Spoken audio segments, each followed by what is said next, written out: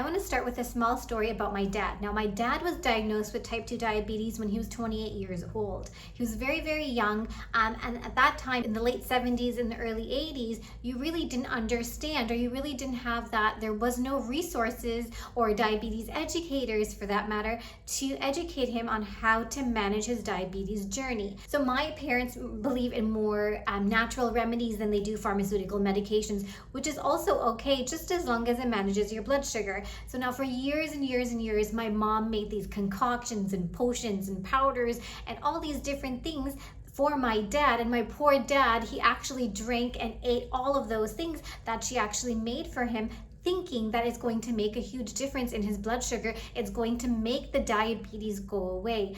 Unfortunately, about 45 years later, it still hasn't happened. He took oral medications for years and years, and now he's been placed on insulin to manage his diabetes. Even in the 40 years that he's had diabetes, his kidneys are healthy, his eyes are healthy, he has no other diabetes complications because his sugar was well managed. Now, I don't know if that's as a result of those powders and potions and concoctions that my mom used to make him have, or whether that's because he just managed his blood sugars, his glycemic control so well that he doesn't have those diabetes complications. So the reason I tell this story is I wouldn't completely discount those natural remedies because there's no evidence to say what it actually did to him or how it contributed for him to impact his blood sugars.